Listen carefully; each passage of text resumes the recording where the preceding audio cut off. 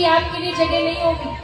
पार्वती मैया ने कहा जब आप बंदर बनोगे तो हम बंदरिया बन जाएंगे, दोनों संगी संग राम जी की सेवा करेंगे।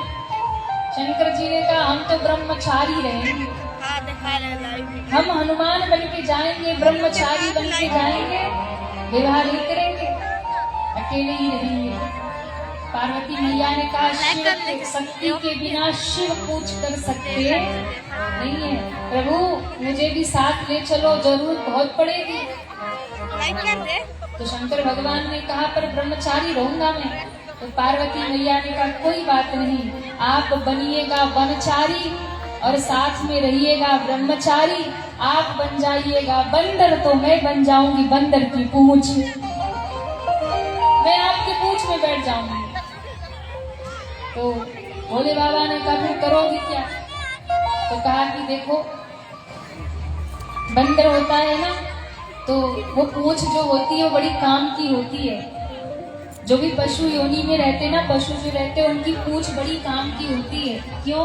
कोई भी मकड़ी मच्छर काटे तो सोई पूंछ मारे, है ना? और कहीं भी खुजली हो तो वो पूंछ से खुजाए, और महाराज कोई अगल बगल से निकले सोई एक पूंछ धर दे, कोई पास नहीं ना।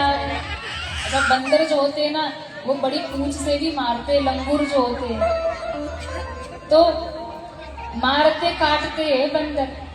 तो शंकर भगवान ने कहा मैं बनरा बनूंगा, बंदर बनूंगा। पार्वती मैया ने कहा हम पूंछ में बैठेंगे। तो फायदा क्या होगा?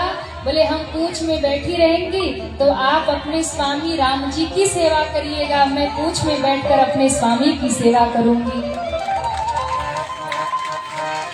अब शंकर भगवान हनुमान जी बने, पार्वती मैया जिद करने लगी है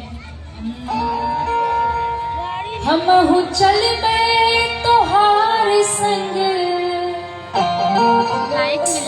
हम चल गए तोहार संग ए बाबा। बाबा अकेले मत जाइए। पार्वती मैया कह रही भोले बाबा से, जैसे होता है ना कि भाई लोग कभी अकेले घूमने जाते तो भैया जिद करती हमें भी ले चलो, अकेले नहीं जाना हमें भी ले चलो। तो पार्वती मैया कह रही बाबा हम चल गए